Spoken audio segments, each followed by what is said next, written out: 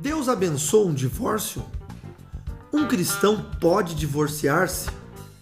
E depois que se divorcia, o que é que acontece com a vida de um cristão divorciado?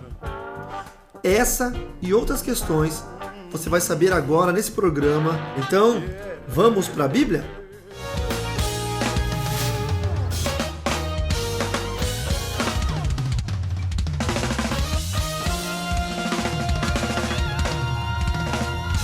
Olá pessoal, tudo bem? A paz do Senhor. Eu me chamo Carlos Ribas, sou pastor, escritor e conferencista, e esse é o segundo episódio do meu novo programa chamado Vamos para a Bíblia. Nesse programa, o objetivo é nós falarmos sobre assuntos que são polêmicos no meio evangélico, mas à luz das Sagradas Escrituras. Antes de entrarmos no tema, eu quero fazer um agradecimento a todos vocês que assistiram o primeiro episódio, compartilharam, curtiram, comentaram. É muito importante o curtir de vocês. Então, se você gostar desse vídeo, clique no joinha aí no curtir. Também clique em inscrever-se no canal. É muito importante para mim que você se inscreva. E toda semana eu faço um vídeo novo. E aí aparece uma mensagem para você de que tem um vídeo novo, tá bom? Também fazer uma propagandinha básica. Eu tenho alguns livros. Esse aqui, Bruxaria, o Desvendar de Segredos Ocultos, conta o meu testemunho do satanismo para Cristo. E esse aqui, meu novo livro, Irai-vos e não pequeis. Eu falo sobre briga de casais, ensino a vocês a saberem como brigar de uma forma filosófica, inteligente, racional, sem pecar. Esses livros estão à venda na minha loja virtual e o link está na descrição desse vídeo, tá bem? Pois bem, o que é o divórcio à luz da Bíblia? Hoje existe uma demanda muito grande dessa informação porque muitas pessoas têm se divorciado dentro das igrejas evangélicas. Então, primeiro nós vamos pensar acerca do casamento. O que é o casamento? A cada dia que passa, mais pessoas casam sem a menor noção do que é o casamento. A cada ano que passa, mais casais que se unem em casamento, em matrimônio, se unem pelos esforços errados, se unem pelas questões erradas. Ao invés de pensar que o casamento é algo santo, consagrado por Deus, que deve ser o simbolismo da união de Cristo com a igreja, acabam se casando por desejo sexual, se casando por outras situações que nem sempre são aquelas que vão manter a estrutura de um relacionamento durante toda a sua vida. Então pense antes de se casar. Muitos casais vão assistir esse vídeo. Eu gostaria realmente que muitos solteiros assistissem e pudessem pensar antes de casar. A Bíblia é repleta de referências para não haver julgo desigual e para ter uma união entre os irmãos da mesma fé. Uma outra questão interessante é que os casamentos começam sem planejamento. Eles começam simplesmente por atração física. O menino olha para a menina, gosta dela, acha ela uma boa garota, conversa bem, aquele negócio todo, e aí casam. E quando passa-se alguns anos, a aparência, a formosura, ela cansa. Não é que a garota ou o garoto vão deixar de ficar bonitos ou algo assim, mas se enjoa, não é sempre a mesma coisa. Para se casar, tem que ter uma estrutura muito bem definida, que vai durar a eternidade inteira. Não só beleza ou atração física, mas também o autoconhecimento, o entendimento da santidade, da união espiritual entre os dois, e aí sim o casamento vai dar certo. Então, antes de você casar, pense, por que você está casando? Ninguém é obrigado a casar. Ninguém tem que casar.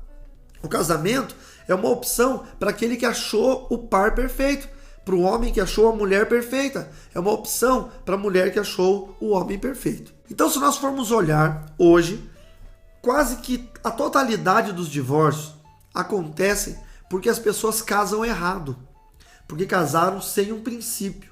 Casaram sem ter a vontade de Deus.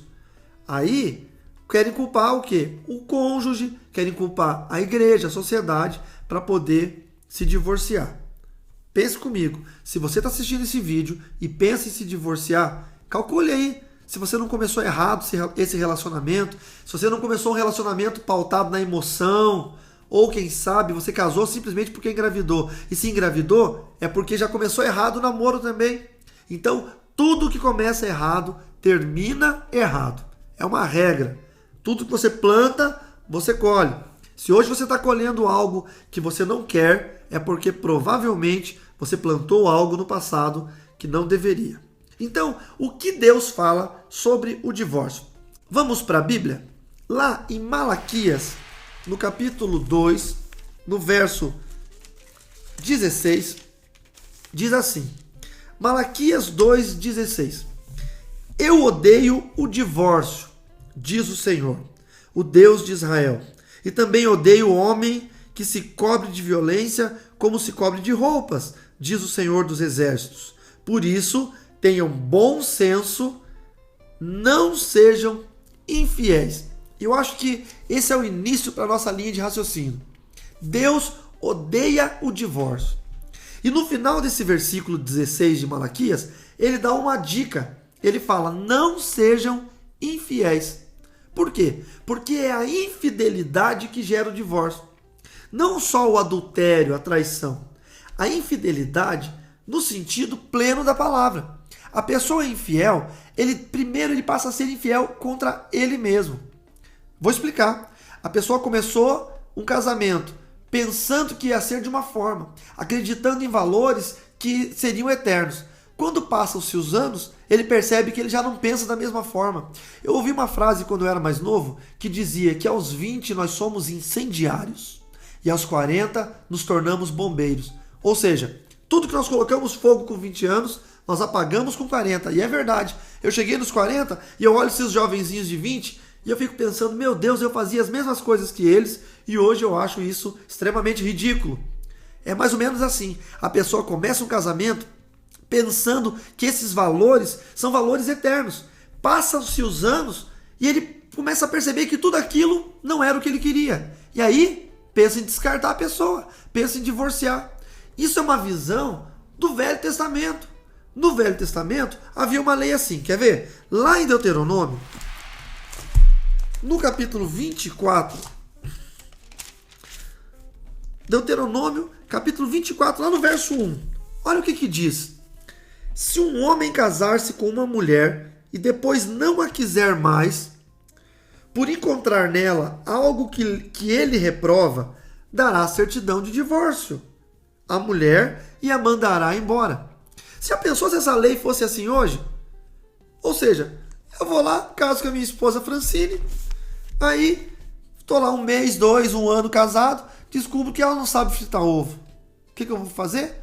Vou mandar ela embora, vou divorciar dela porque tem algo que não me agrada. Você entendeu? E a sociedade hoje vive assim. Casa com a pessoa até encontrar algo que não agrade. Mas eu vou te contar uma coisa. Você vai encontrar coisas que não te agradam. Porque o casamento é um pacote. Tem coisas boas, tem coisas ruins. É como uma laranja. Você compra uma laranja no mercado, paga o preço dela, chega em casa só toma um suco. A casca, o bagaço e as sementes você jogou fora. Só que você pagou por essa casca, por esse bagaço, por essa semente. Casamento é a mesma coisa. Você não tem só o suco, só as coisas boas e agradáveis. Você tem coisas ruins. A questão é você entender que o amor é racional. Você ama uma pessoa com suas qualidades e seus defeitos. E quando chega um momento em que os defeitos aparecem, isso não lhe dá o direito de descartar essa pessoa. Não lhe dá o direito de você dizer, eu não aguento mais. A maioria dos casamentos, por incompatibilidade, eles dizem, eu larguei a minha esposa porque não dava mais certo. Quer dizer que se tudo na vida que não der certo você largar, então onde é que você vai parar na vida? Começou a trabalhar, teve uma pequena dificuldade, o chefe fez uma cobrança aqui, reclamou ali, o supervisor reclamou, você larga o emprego porque não está dando mais certo? Se você vai comer e a comida te fez mal, você larga a comida porque a comida não dá mais certo? Quer dizer que tudo é assim? Claro que não. Nós temos que enfrentar as coisas, temos que ter inteligência, saber discutir as relações, saber entender que se aquela mulher é a perfeita para mim, ou se aquele homem é o perfeito para você, que é mulher e está me assistindo, você precisa lutar por ele, lutar por ela, fazer com que vale a pena. Então no Velho Testamento havia essa lei.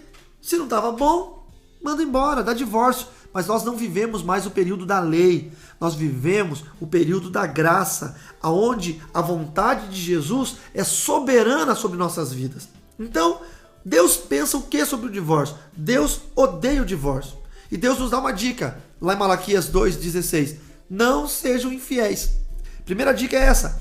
Agora a pergunta que não quer calar. O cristão pode se divorciar? Em quais circunstâncias? Vamos para a Bíblia? Lá em Deuteronômio nós lemos, no capítulo 24:1, que na lei o povo de Deus, não eram cristãos ainda, poderiam divorciar-se. Mas veja o que Jesus fala na graça. Mateus capítulo 5, nos versos 31 e 32. Deixa eu abrir minha Bíblia para vocês aqui. Mateus 5, 31 e 32. Diz assim: foi dito, Jesus apontando lá para o passado, para a lei, para aquilo que a lei de Moisés dizia. Foi dito, aquele que se divorciar de sua mulher deverá dar-lhe certidão de divórcio. Foi dito. Mas eu lhes digo, ou eu lhes dou um novo mandamento, mas eu lhes digo, Jesus falando, quem é maior na sua vida, Jesus ou Moisés? Moisés disse que você poderia se divorciar se você não gostasse de algo, mas Jesus falou, foi dito, passou, é passado, mas eu lhes digo, é ação presente. Todo aquele que se divorciar da sua mulher, exceto por imoralidade sexual, faz que ela se torne adúltera. E quem se casar com a mulher divorciada estará cometendo adultério. Preste bem atenção nisso. A mulher está casada com um homem e os dois não têm nenhum problema de imoralidade sexual. O que é imoralidade sexual? Adultério, algumas perversões sexuais, não é? Hoje está tão terrível essas coisas. Aí de repente a mulher é uma pervertida e ela eu tô falando a mulher, por favor, meu público feminino vai sempre perguntar, os homens não fazem nada? Também, não é? A mulher tá lá, uma santa mulher, e o homem é um pervertido, viciado em pornografia, não sei o que, entendeu? Tem gente que é assim, enfim, uma imoralidade sexual. E aí, o imoral, que a Bíblia diz em outras traduções, o adúltero, por quê? Porque adulterar em pensamento, adulterar em visão, adulterar em ato, para Deus é a mesma coisa. O adúltero, a pessoa pode se divorciar do adúltero. Se a pessoa não for adúltera, o marido e a mulher, e os dois resolvem se divorciar simplesmente porque não se entendem mais, qualquer um que casar com um desses dois vai se tornar um adúltero, porque eles ainda estão ligados em aliança. Vou dar um exemplo. João se divorcia da Maria, manda a Maria embora. Se João casar com Marta, Marta vira adúltera. Por quê? Porque a mulher de João é Maria. Se Maria casar com Pedro, Pedro se torna adúltero. Você já pensou? Que problema? Por isso que é importante você saber o passado das pessoas que você vai se relacionar.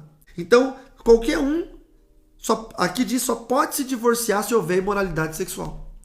Então, o marido cometeu um adultério, a mulher está livre. Ela pode se divorciar e a mulher está livre para viver a vida dela. Ela vai poder casar tranquilamente. O marido não. A mulher está viciada em pornografia, sei lá o que for. É imoralidade sexual? É. O marido pode se divorciar dela. Ela não está livre para casar. Ela não pode. O marido está livre para casar. Entendeu? O que mais diz sobre isso? Porque pela lei de Deus, podia divorciar no Velho Testamento, mas pela graça, apenas se houver adultério ou imoralidade sexual. E lá em Mateus 19, vamos pegar aqui a Bíblia de novo, Mateus capítulo 19, dos versos 8 a 11. Olha que interessante, Jesus está ratificando o que ele disse, e ele fala, Jesus respondeu, vejam vocês que é Jesus falando, Moisés permitiu que vocês se divorciassem de suas mulheres por causa da dureza de coração de vocês. Mas não foi assim desde o princípio. O verso 9 diz, eu lhes digo que todo aquele que se divorciar de sua mulher, exceto por adultério ou imoralidade sexual, e se casar com outra mulher, estará cometendo adultério. Jesus está ratificando o que ele disse. E aí ele fala o seguinte, os discípulos lhes disseram, se esta é a situação entre o homem e sua mulher, é melhor não casar. Aí Jesus, no verso 11, fala, Jesus respondeu, nem todos têm condições de aceitar essa palavra, somente aqueles que assim é dado. Alguns são eunucos porque nasceram assim, outros foram feitos assim pelos homens, e outros ainda se fizeram eunucos por causa do reino dos céus. Quem puder aceitar isso, aceite. Então a palavra de Jesus tem gente que não serve para casar. Deveria viver sem casar. Por que, pastor, que o senhor está dizendo isso? Porque teve uma vida tão ativa sexualmente, teve 1, 2, 3, 4, 5, 10 parceiras diferentes, 20, 30, antes de conhecer a Cristo. Aí se converte e ele não consegue ser fiel a uma mulher. O que vai acontecer? Vai casar, vai ter um momento, um tempo de fidelidade com a sua esposa, ou a esposa com o marido, e o organismo vai pedir um outro parceiro ou uma outra parceira, porque já está viciado nisso. Então, antes de se casar, precisa haver uma cura. Não se converta ontem, case hoje, para se livrar de atitudes sexuais. Não, é melhor eu casar do que viver abrasado. Concordo com o texto, mas o casamento não vai solucionar isso, porque o homem ou a mulher que vive em ardência de desejo sexual abrasado, ele não é o casamento que vai tirar isso dele, porque ele vai ter relações durante um tempo com a esposa ou com o marido e vai enjoar, e vai querer procurar fora, e vai virar um adúltero. Então primeiro precisa ser curado pelo Espírito Santo. Quando estiver curado, restaurado, transformado, aí é hora de pensar no casamento. Tá bom? O que acontece com os que se divorciam? Eu me divorciei, pastor, eu não sabia disso. Qual foi a situação que você se divorciou? Você se divorciou antes de aceitar a Jesus como seu Salvador? Tudo bem. Por quê? Porque você estava no erro, no pecado. Agora você é uma nova criatura em Cristo Jesus. Como você entregou sua vida depois do divórcio, a nova criatura começa do zero. Então você não é mais divorciado para Deus, você é uma nova criatura. Não, eu era crente, passei problemas e me divorciei. Ok. Tem algum jeito de solucionar isso? Vamos ver o que a Bíblia diz. Lá em 1 Coríntios capítulo 7, deixa eu abrir para vocês.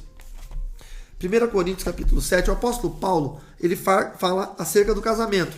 Então eu vou ler para vocês do verso 1 ao verso 9. Olha o que diz. 1 Coríntios 7, verso 1 ao 9, diz assim: quanto aos assuntos sobre os quais vocês escreveram, é bom que o homem não toque em mulher. Mas por causa da imoralidade, cada um deve ter a sua esposa, e cada mulher deve ter o seu próprio marido. O marido deve cumprir os seus deveres conjugais para com a sua mulher, e da mesma forma a mulher para com o seu marido. A mulher não tem autoridade sobre o seu próprio corpo, mas sim o marido. Da mesma forma, o marido não tem autoridade sobre o seu próprio corpo, mas sim a mulher. Não se recusem um ao outro, exceto por mútuo consentimento, e durante certo tempo, para se dedicarem à oração. Depois unam-se de novo, para que Satanás não os tente por não terem domínio próprio. Digo isso como concessão e não como mandamento. Gostaria que todos os homens fossem como eu. Paulo estava solteiro, mas cada um tem o seu próprio dom da parte de Deus, um de um modo e o outro de outro. Digo, porém, aos solteiros e às viúvas, bom é que permaneçam como eu. Mas se não conseguem controlar-se, devem casar-se, pois é melhor casar-se do que ficar ardendo de desejo. Foi o que eu falei agora há pouco. Olha que interessante esse texto a partir do verso 10, que fala sobre os casados. Acompanhe aí na sua Bíblia. Aos casados dou este mandamento, não eu, mas o Senhor falando, que a esposa não se separe do seu marido, mas se o fizer, que permaneça sem se casar, ou então reconcilie-se com seu marido. Ou seja, pastor, eu não aguento mais. Você pode se divorciar. O que você não pode fazer é casar de novo. Você entendeu? No final desse vídeo, eu vou falar sobre algumas situações extremas. Mas veja que interessante. O marido não dá mais certo, não tem mais jeito, e a mulher quer separar? Ela pode separar, mas ela não pode mais casar. Como que ela pode separar e casar? Escute. E o marido não se divorcie da sua mulher. Agora veja o verso 12. Aos outros eu mesmo digo isso, não o Senhor.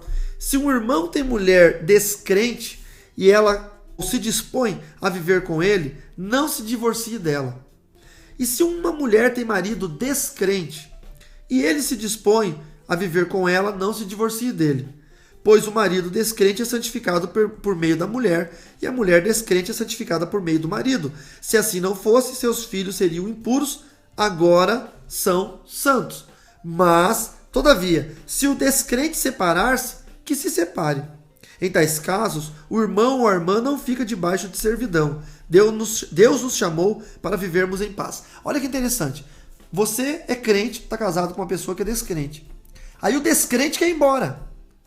Você permitiu que ele fosse embora? Pronto, você está livre. Agora você pode casar de novo. Entendeu? O que acontece é que o crente não pode se divorciar. Mas se é um crente ou um descrente. A mulher é crente, o homem é descrente.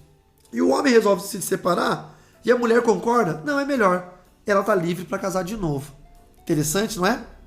Mas o que acontece quando a mulher crente e o marido crente se separam sem que haja adultério e sem que um dos dois seja ímpio e resolva ir embora de casa? Tem que permanecer sem casar. Lá no verso 39 do capítulo 7, diz assim: a mulher está ligada a seu marido enquanto ele viver. Mas se o seu marido morrer, ela estará livre para se casar com quem quiser, contanto que ele pertença ao Senhor. Então isso é para a viúva. Vou dar um exemplo. Ou para o viúvo. A mulher separou do marido, permaneceu sem casar por alguns anos, até que o marido veio a falecer, o ex-marido. Pronto. Ele faleceu? Ela está livre para casar com qualquer outro homem que seja crente. Da mesma forma, o homem separou da mulher, permaneceu sem casar. Passou alguns anos, a mulher, que é a ex-mulher dele, morreu. Ele pode casar com uma outra mulher crente. Tá? Agora o que acontece? Eu não posso falar sobre algumas situações extremas, porque eu não sou a favor da pessoa ficar sendo oprimida pelo diabo dentro de um casamento. Existem casos em que a mulher é espancada pelo marido crente. Quer dizer, esse cara nem crente é, mas enfim, se diz crente e é espancada, apanha, é humilhada, subjugada. A única forma que ela tem de sobreviver é fugir desse casamento. É um caso extremo. Existem outros casos do marido que matou o próprio filho. Vamos supor, essa mulher tinha um filho do primeiro casamento, e aí se converteu a Jesus, casou com um bom homem. Passado o tempo, esse homem se desviou, começou a beber, usa droga. Chega um dia e mata o filho dessa mulher. E aí essa mulher vai ter que continuar casada com ele. Você entende? São situações extremas. Cada situação extrema exige uma regra diferente. Por quê? Porque é a regra da misericórdia. Você sabe qual é a diferença da lei e da misericórdia? Eu vou te contar. Existia um reino em que a lei dizia que todo homem reincidente num crime deveria ser morto, punido com a morte. Aí um homem foi lá e roubou, foi preso, depois foi solto, depois voltou e roubou de novo. Foi preso de novo e foi condenado à morte. A esposa dele foi até o rei e se prostrou, desesperada, pedindo misericórdia. E ela dizia: misericórdia, majestade, não mate o meu marido. O rei abriu o livro da lei e disse para ela: minha filha, eu não posso fazer nada. A lei do nosso país diz que todo reincidente precisa ser punido com a morte.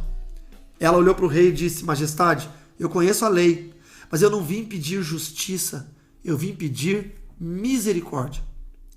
A questão é exatamente essa. Nós temos um Deus rico em perdoar e misericordioso. Quando a situação que você vive é extrema, o meu conselho é: prostre-se ao Senhor e não peça justiça, peça misericórdia. Conte a tua situação para o Senhor. Diga: Senhor, eu não sabia da lei. Eu casei de novo, eu me separei primeiro, eu era infeliz. Ou passei por isso ou por aquilo.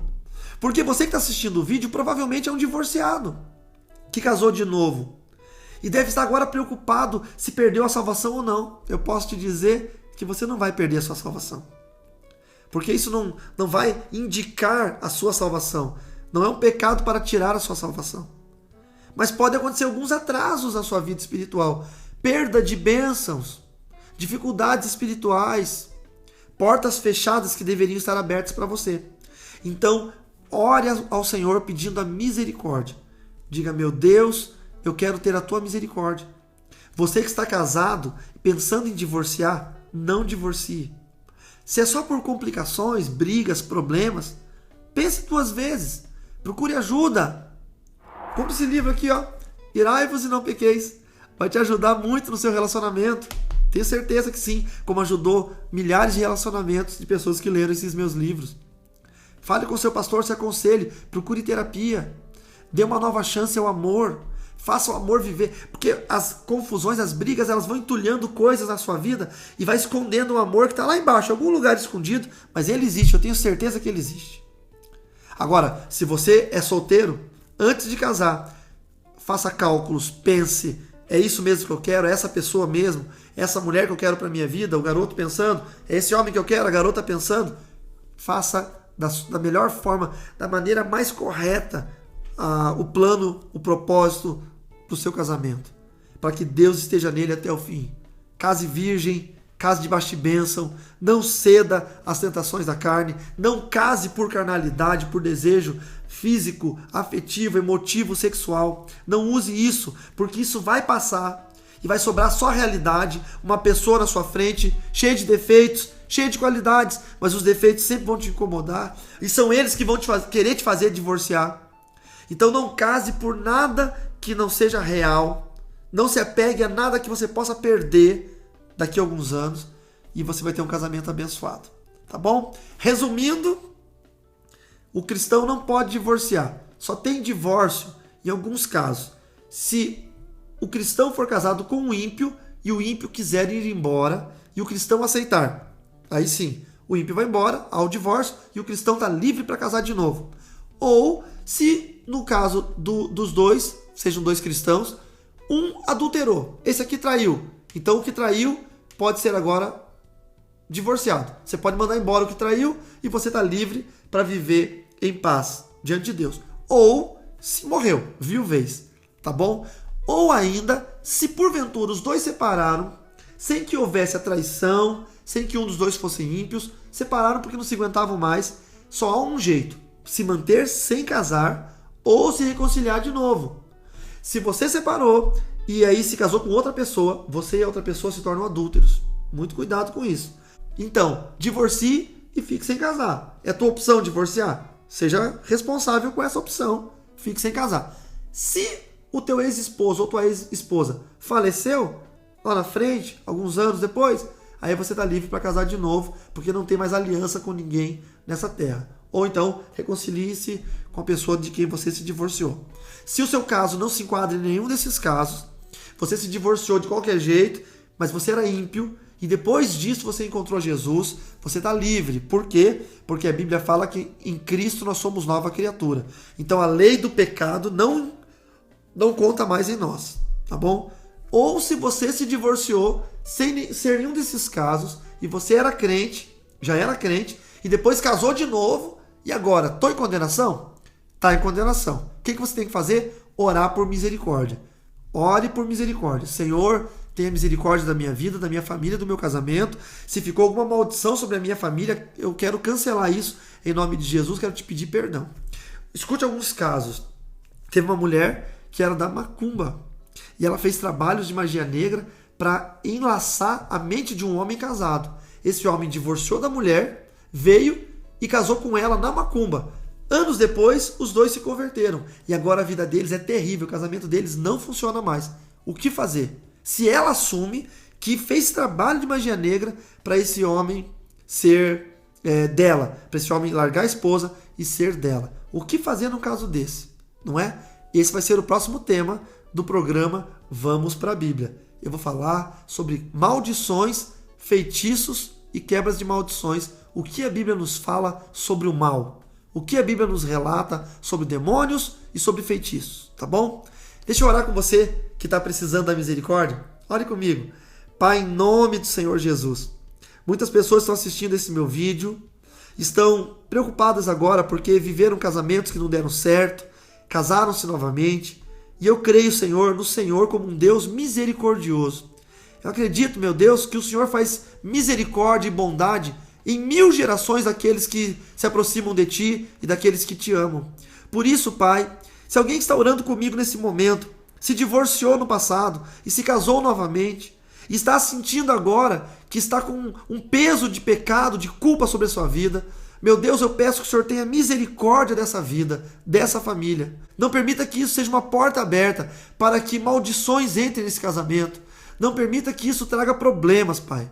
Perdoe, Senhor Deus, o período da ignorância e perdoe as atitudes impensadas dos seus filhos. Trate-os com misericórdia e não com justiça, para que o seu amor seja soberano sobre eles. Meu Deus, eu os abençoo pelo poder que há no nome de Jesus. Amém. Amém? É isso aí. Esse foi o nosso vídeo dessa semana. Compartilhe nas suas redes sociais. Baixe ele do YouTube, coloque no WhatsApp nos seus grupos. Mande para os seus amigos para assistirem, tá bom? Vai ser bacana você divulgar isso o máximo possível. Não se esqueça de clicar no curtir, no joinha, se você gostou do vídeo.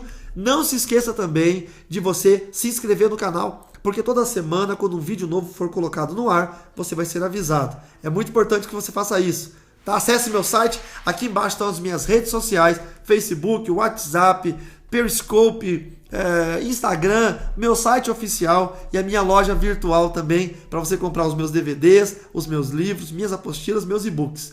Deus te abençoe, foi um prazer falar com você e é sempre bom te ensinar alguma coisinha sobre a Bíblia, tá? Não esqueça disso. Vamos para a Bíblia?